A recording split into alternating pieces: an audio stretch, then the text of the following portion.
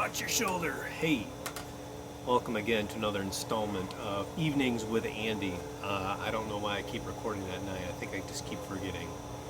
I don't have much going on, but if my kids do stumble upon this one day, they know I'm a Marvel fan, and I just got done watching Avengers Endgame for probably the 5th time, and I stopped it short of Tony Stark's death because it still shakes me. Not really, but it's the part that I don't like in the movies. I understand why he had to die. I understand why they did that. I'm wondering if that's why Marvel has been struggling the past several, what is it, Phase 4? I think it's Phase 4 and some of Phase 3 with, like, you know, Eternals, Shang-Chi. I think that got good reviews. I'm just finding myself not caring a lot about the storylines, and it kind of stopped after Avengers. Thor: Love and Thunder was pretty decent. A little too comical for me. The Marvels just didn't hit home with me. I didn't really have anything best in those characters. I think I could eventually if I got to know them a little bit better, but I think Marvel success can be highly attributed to Robert Downey Jr. In his amazing portrayal of Iron Man, and the universe was kind of built around him, I think. I don't think you can prove or disprove this. There's a lot of theories out there. And I think with the killing of Iron Man, it actually hurt the Marvel Universe quite a bit, because you don't have this iconic character that everybody gravitated towards, who is deep and interesting and adventurous and witty and funny and just a well-rounded character. I think a couple of the other Avengers were there too, but now they're just introducing so many characters and so many scenes.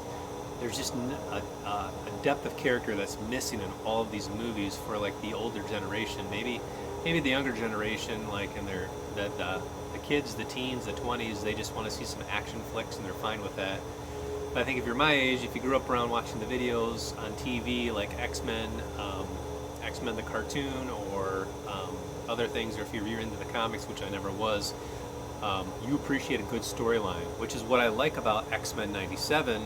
The storyline, and also the I would say the dialogue, the written dialogue, is very strong, and I think that's missing in some of these new Marvel movies too.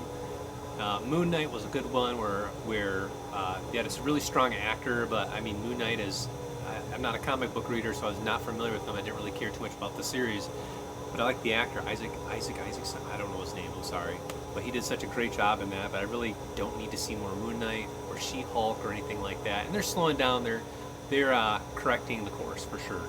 But I think killing off Robert Downey Jr. did more harm than good, and I realized you'd have some sacrifice, but Endgame had quite a bit of sacrifice with Vision, Iron Man, Black Widow, and who am I missing, right?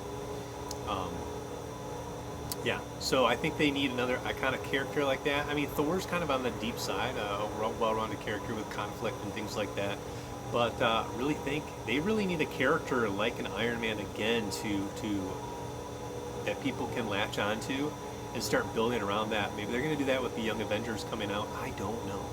But this is kind of a silly thing to talk about, but I do enjoy a good Marvel movie and a DC movie. And, oh, my daughter's here. So I'm going to stop the video and call it a night.